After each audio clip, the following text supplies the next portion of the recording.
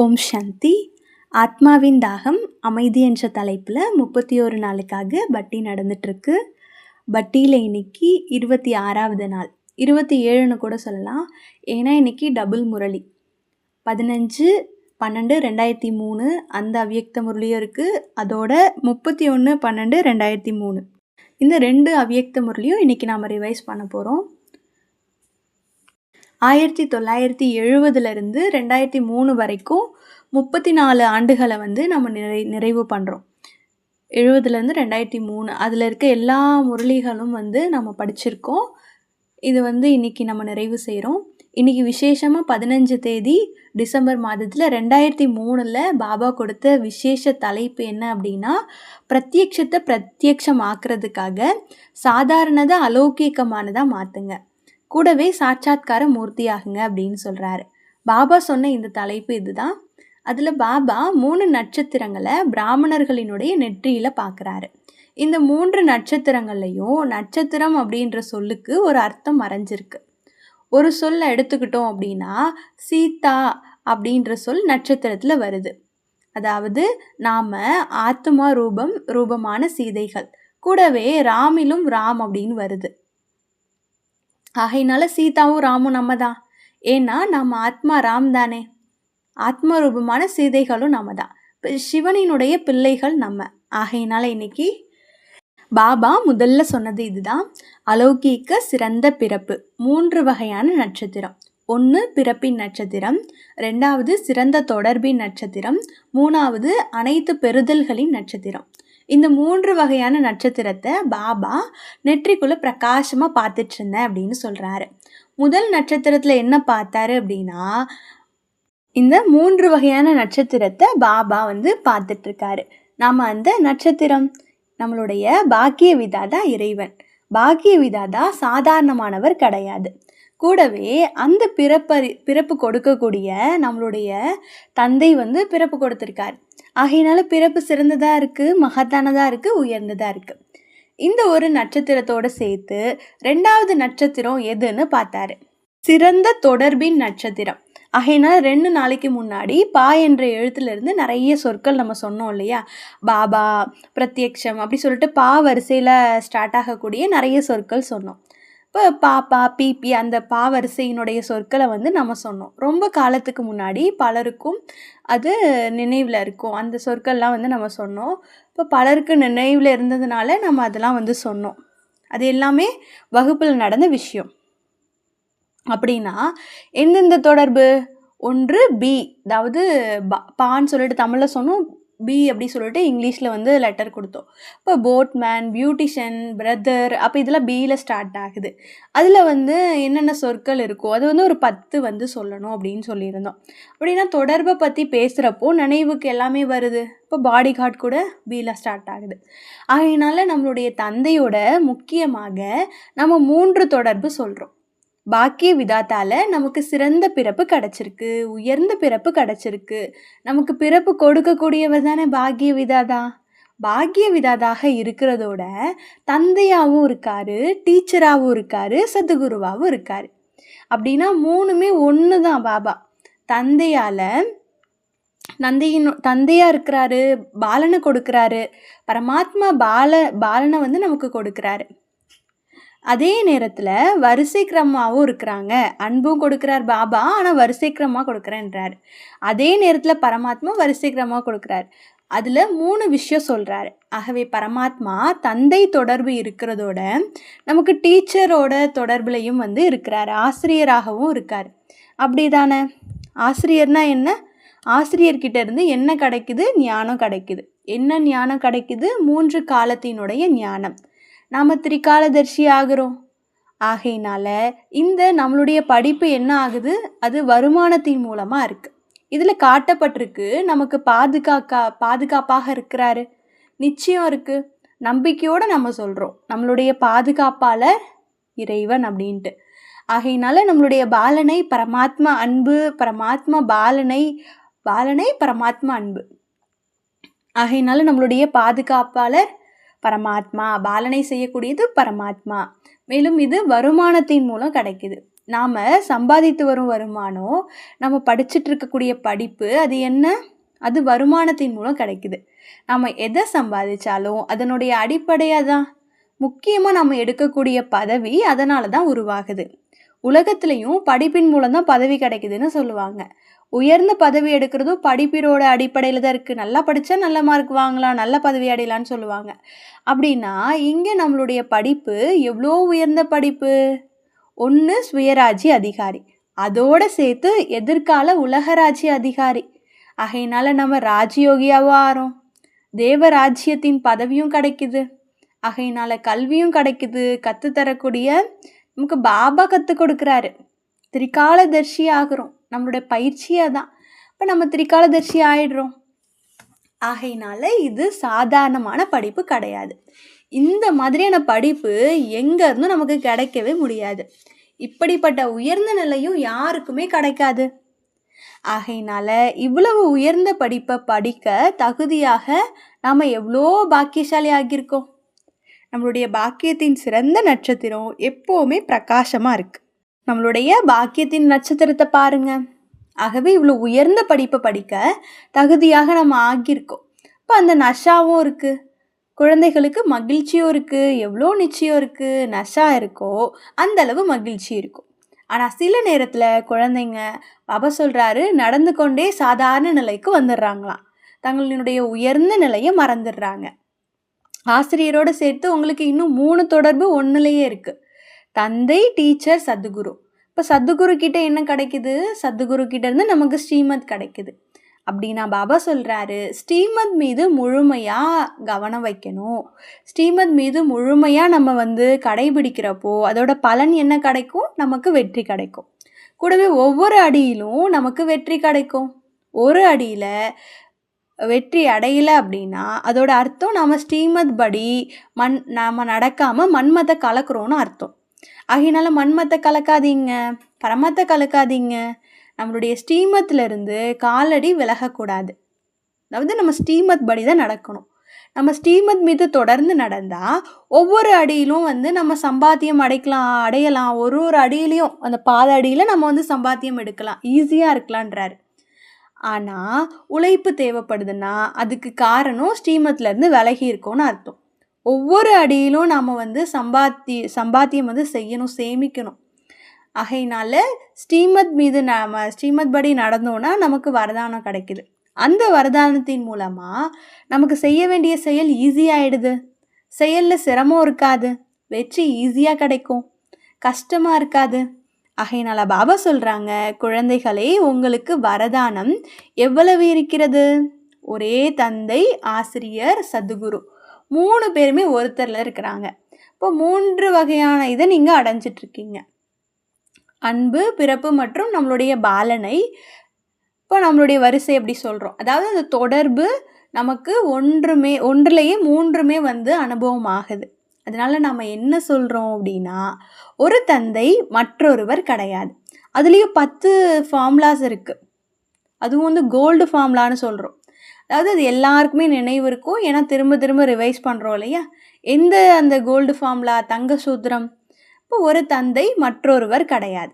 அதில் தந்தையால் எல்லா தொடர்பு, தந்தைக்கிட்டேருந்து எல்லாமே கிடைக்குது. ஒரு தந்தையை தவிர வேறு யாருமே இல்லை, வேறு எந்த செயலுமே செய்ய முடியாது. ஒரு தந்தை தான் எல்லாம் செய்ய முடியும்.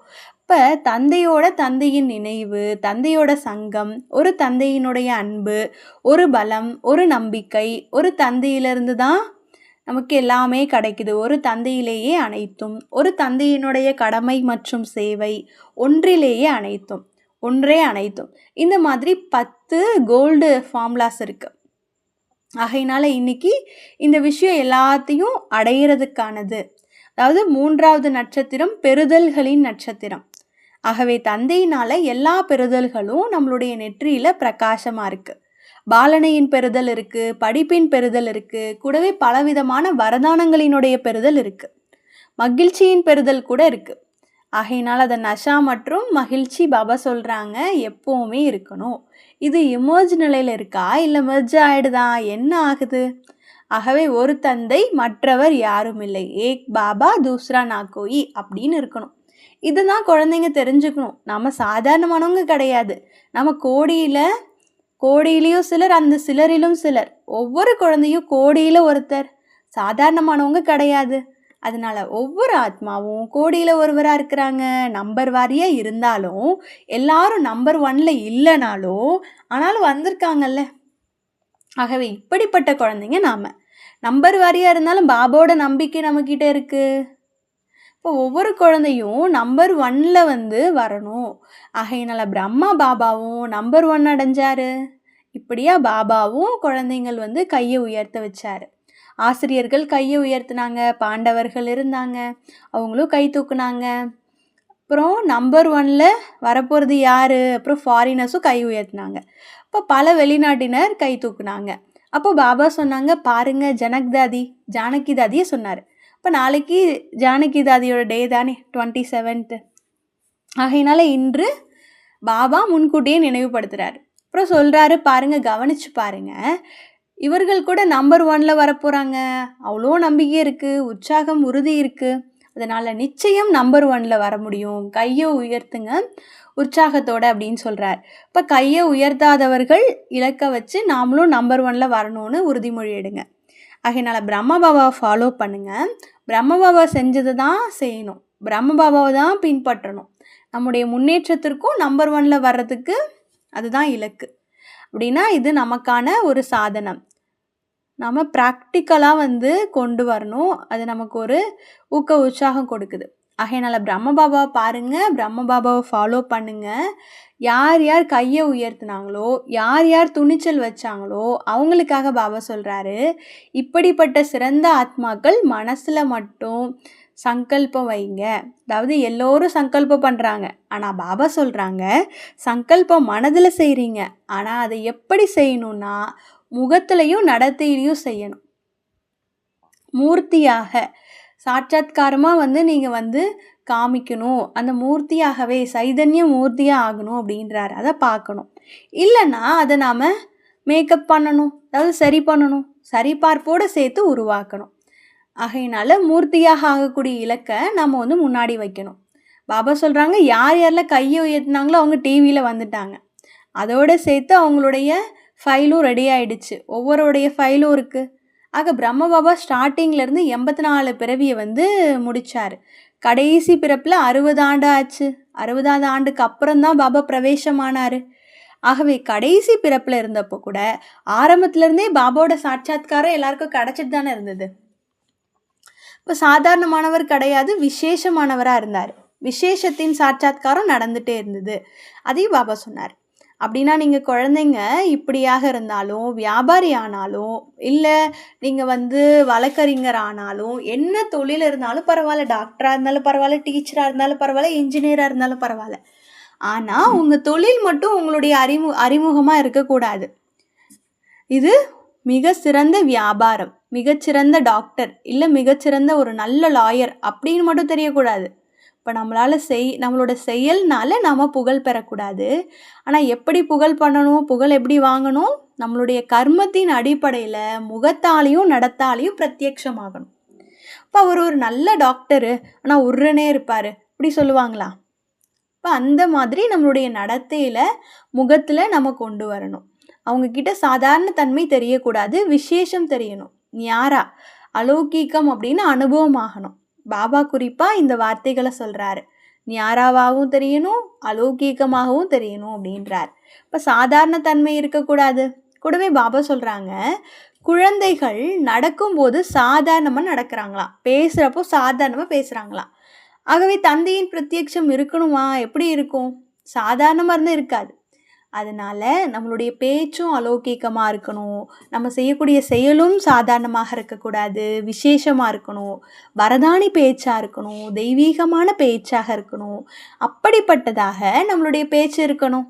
ஆகவே பாபாவோட இதுவே உயர்ந்த ஆசை. நம்மளுடைய குழந்தைங்க மேலே, எல்லா குழந்தைங்க மேலேயும் இதான் ஆசைப்படுறார் பாபா. குழந்தைகள் தங்களுடைய கர்மத்தின் மூலம், முகம் மற்றும் நடத்தையின் மூலமாக பாபாவை பிரத்யக்ஷம் பண்ணணும். வார்த்தைகளால் அம்புகள் மட்டும் ஏயாதீங்க. வாணியினுடைய அம்புகள் போச்சுன்னா அது கொஞ்ச நேரம் தான் மனசில் இருக்கும், அப்புறம் மறைஞ்சு போயிடும். அப்போ என்ன செய்யணும்? பாபா சொல்கிறாங்க, அனுபவம் வரணும். அது வந்து நிலையாக இருக்கணும். இப்போ இந்த சகோதரி நமக்கு இந்த அனுபவத்தை கொடுத்தாங்க, இந்த சகோதரர் நமக்கு இந்த அனுபவத்தை கொடுத்தாங்கன்னு நினைவில் இருக்கும், எக்ஸ்பீரியன்ஸ் பண்ணா. ஆகையினால இந்த சாந்தியினுடைய அனுபவம், சக்தியினுடைய அனுபவம், இந்த அனுபவத்தை மூர்த்தியாக்கக்கூடிய சேவையில் நீங்கள் குழந்தைங்க செய்யணும். கூடவே பாபா சொல்கிறாங்க, இவ்வளோ உயர்ந்த அதிகாரம் இருந்தும் அவங்க எவ்வளோ சாதாரணமாக நடந்துட்டாங்க. நான் செஞ்சேன் அப்படின்னு நான் என்ற உணர்வே இல்லை. இப்போ அவங்க நான் என்ற உணர்வுலேருந்து விடுபட்டு இருப்பாங்க. நீங்கள் குழந்தைங்க இப்போ இப்படிப்பட்ட விசேஷ ஆத்மாவாகி மாற்றத்தை செய்யணும். நான் செஞ்சேன்னு சொல்லக்கூடாது.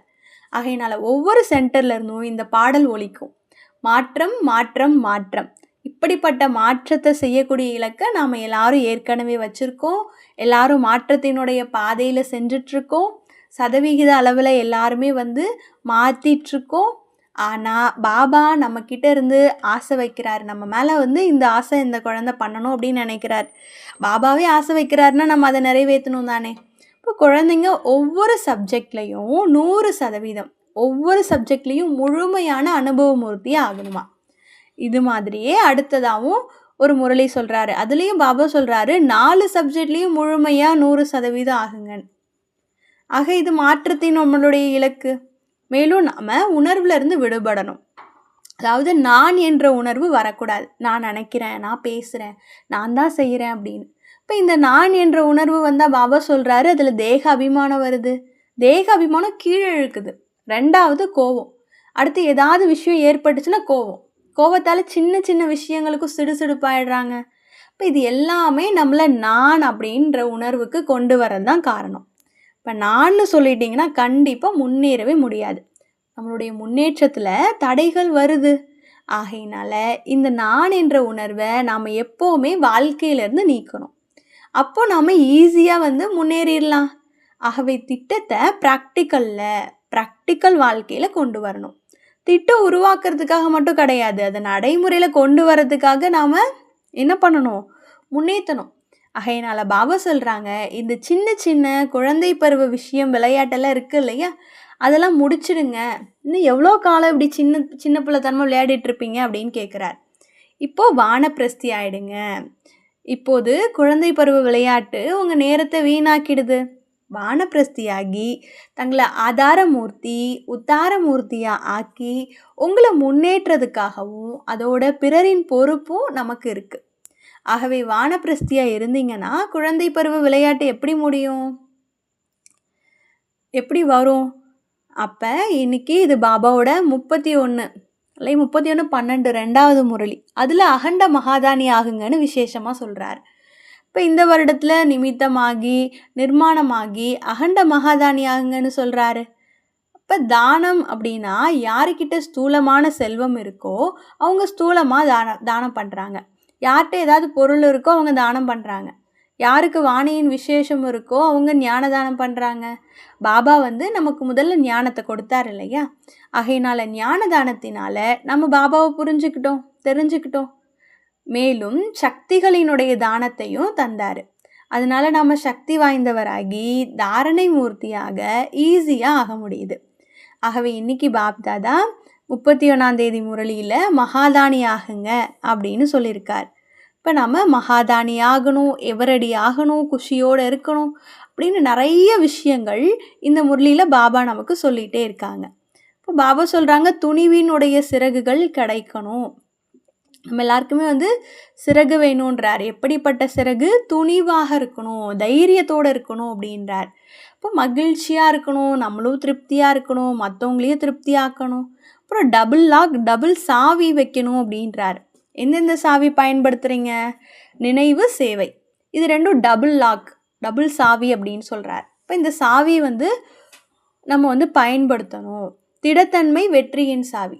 ஆகவே இதில் எந்த சாவி சேர்க்கப்பட்டிருக்கு? எல்லா தொடர்புகளின் சாவி. இப்போ இன்றைக்கி பாபா சொன்ன சாவி என்ன அப்படின்னா எல்லா பெறுதல்கள். இப்போ வெற்றி. இப்போ இந்த மாதிரி நமக்கு இந்த சாவியை வந்து பாபா கொடுத்துருக்காங்க. அப்போ இந்த சாவியை நீங்கள் பத்திரமா வந்து வச்சுக்கோங்க, பயன்படுத்துங்கன்னு சொல்கிறாரு. கூடவே பிரம்ம பாபாவை ஃபாலோ பண்ணுங்கள். பிரம்ம பாபா நான் என்ற உணர்வை கொண்டே வரல. நான் செய்கிறேன், நான் பேசுகிறேன், நான் செஞ்சேன்னு என்னைக்காவது சொல்லியிருக்கிறாரா? கிடையாது. இல்லையா? இப்போ அந்த மாதிரி பாபா என்ன சொல்லிட்டு போனார்? கடைசியாக என்ன வார்த்தை சொன்னார் பிரம்ம பாபா? நிராகாரி, நிர்வீகாரி, நிரகங்காரின்னு சொன்னார் இல்லையா? இப்போ அதே மாதிரி நாமளும் பிரம்ம பாபாவை ஃபாலோ பண்ணி பாப் சமானா ஆகலாம். நல்லது. ஓம் சாந்தி.